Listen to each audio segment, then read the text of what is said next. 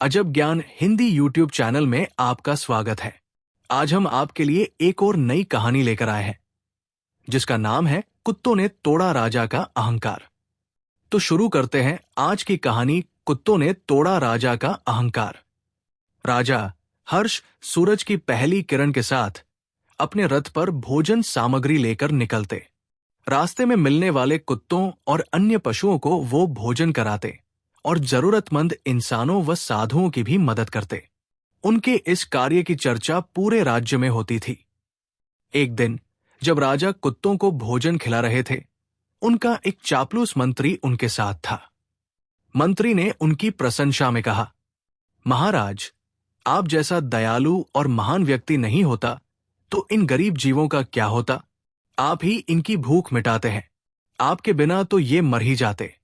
मंत्री की ये बात सुनकर राजा के चेहरे पर हल्की मुस्कान आई, लेकिन पास में बैठे एक साधु ने इस पर ठहाका लगाया। राजा ने आश्चर्य से पूछा, महाराज, आप हंस क्यों रहे हैं? साधु ने सहजता से कहा, राजन, मंत्री जी की बात सुनकर हंसी आ गई। सच तो यह है कि इन जीवों को और हम सभी को पालने वाला वो परमात्मा है। हम सब तो केवल माध्यम है, देने वाला असली मालिक ऊपर बैठा है। हमें ये कभी अहंकार वश नहीं सोचना चाहिए कि हम ही सब कुछ है। जो भी दे वो प्रेम और करुणा से दे, न कि स्वयं को बड़ा साबित करने के लिए। प्रेम हम लुटा सकते हैं, प्रेम की भाषा सभी समझते हैं। राजा हर्ष ने साधु की बात सुनी, लेकिन उनका अहंकार आहत हुआ।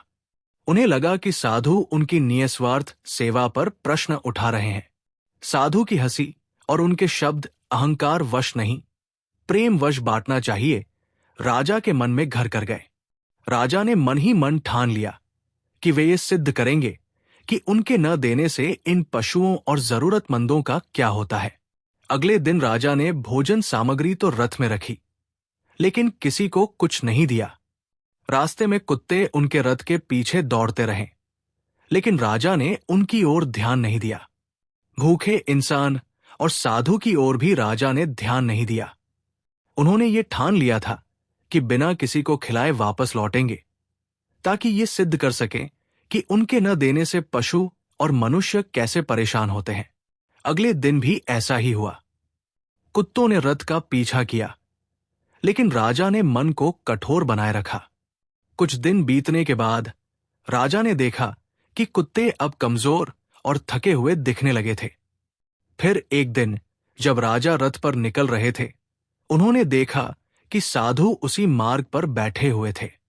राजा ने सोचा कि अब साधु से सामना किया जाए और उन्हें दिखाया जाए कि उनकी बात गलत है। राजा रथ को साधु के पास रोक कर बोले, देखो, मैंने कई दिनों से इन कुत्तों को कुछ भी नहीं खिलाया। क्या अब ये नहीं प्रमाणित करता कि मैं ही इनका पालन पोषण करता था? तुम्हारी बात की सब कुछ ऊपर वाला करता है, गलत साबित हुई। साधु मुस्कुराए और बोले, राजन, क्या आपने ये देखा कि इन दिनों इन कुत्तों का पेट कैसे भरा? राजा बोला, ये तो आप ही देख सकते हैं कि ये कितने दुर्बल हो गए हैं। कुछ दिन और भरपेट भोजन ना मिला तो इनकी मृत्यु तय है। साधु ने शांत स्वर में कहा, मृत्यु और जीवन भी उसी परमात्मा के हाथों में है।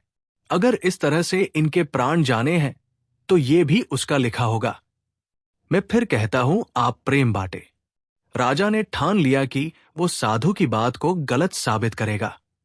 अगले दिन राजा हर्ष अपने रथ पर भोजन सामग्री लेकर निकले। मार्ग में अचानक रथ का एक पहिया टूट गया और राजा समेत पूरी भोजन सामग्री उसी स्थान पर गिर पड़ी। राजा घायल होकर जमीन पर गिर गए। उनके पीछे पीछे चल रहे कुत्ते ये देखकर तुरंत राजा के पास आकर खड़े हो गए।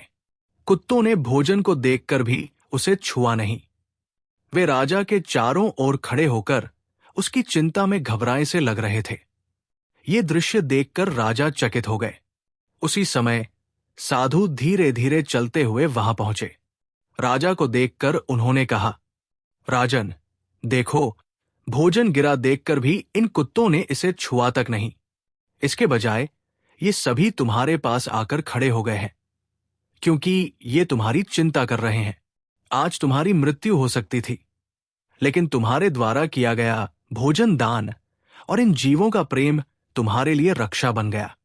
साधु ने आगे कहा, तुमने अब तक अहंकार वश इन्हें खिलाया, परंतु देखो, इन जीवों ने तुम्हें सच्चे प्रेम से अपनाया। ये तुम्हारे प्रति वफादार हैं और तुम्हारी परवाह करते हैं। लेकिन जान लो, जब तक तुम इन्हें प्रेम पूर्वक नहीं खिलाओगे, ये उस भोजन को ग्रहण नहीं करेंगे। प्रेम से दिया गया दान ही सच्चा दान होता है। राजा को साधु की बात गहराई से समझ आई।